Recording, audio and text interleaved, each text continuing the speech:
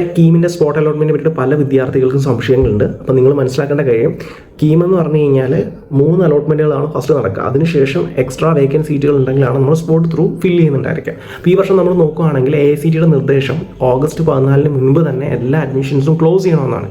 അപ്പോൾ അതുകൊണ്ട് തന്നെയും ഈ വട്ടം നമുക്ക് സെൻട്രലൈസ്ഡ് സ്പോട്ട് അലോട്ട്മെൻറ്റ് നടക്കാനുള്ള സാധ്യതകളില്ല. കാരണം എന്ന് വെച്ച് കഴിഞ്ഞാൽ centralised spot allotment GC Thrissur വെച്ചിട്ടാണ് നടക്കുന്നത്. അപ്പോൾ എല്ലാ കോളേജിലും ഒരുമിച്ചാണ് നടത്തുന്നത്. അപ്പം ഈ ഒരു കാലയളവിൽ സെൻട്രലൈസ്ഡ് സ്പോട്ട് അലോട്ട്മെൻറ്റ് നടത്തുക എന്ന് വെച്ചാൽ അത്യാവശ്യം ടാസ്ക് ആയിട്ടുള്ള പരിപാടിയാണ്. അത് ഓർഗനൈസ് ചെയ്ത് നടത്താൻ ഇച്ചിരി ടഫാണ്.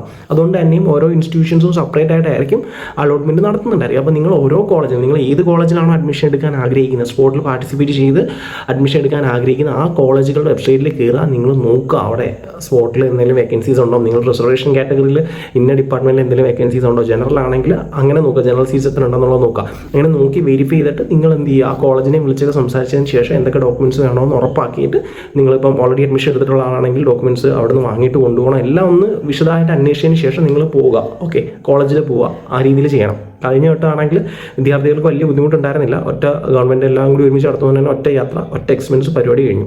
പക്ഷെ ഇപ്പം ഇങ്ങനെ സെപ്പറേറ്റ് ആണ് നടക്കുന്നത്. പിന്നെ പ്രൈവറ്റ് കോളേജുകളിൽ നിങ്ങൾ ശ്രദ്ധിക്കണം, NOC നോൺ ഒബ്ജക്ഷൻ സർട്ടിഫിക്കറ്റ് കിട്ടാനുള്ള ചാൻസ് കുറവാണ്.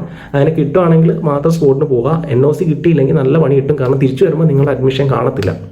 ഓക്കെ, NOC തരത്തില്ല അവർ. NOC ഇല്ലെങ്കിൽ നിങ്ങൾക്ക് പാർട്ടിസിപ്പേറ്റ് ചെയ്ത് പുതിയൊരു കോളേജിൽ അഡ്മിഷൻ എടുക്കാൻ കഴിയില്ല.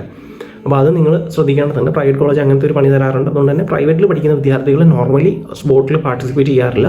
NOC കൊടുക്കുന്ന സാഹചര്യത്തിൽ മാത്രമാണ് പാർട്ടിസിപ്പേറ്റ് ചെയ്യുന്നുണ്ടായിരിക്കുക. അപ്പോൾ ഇതാണ് നിങ്ങൾ മനസ്സിലാക്കേണ്ട കാര്യം. അപ്പോൾ ഇതെല്ലാം കുട്ടികളും പെട്ടെന്ന് തന്നെ എല്ലാ കാര്യങ്ങളും കൃത്യമായിട്ട് ഓരോ സൈഡിൽ കയറിയിട്ട് നോക്കുക. അപ്പോൾ കൃത്യമായിട്ട് ചെയ്യുക. ഓക്കെ.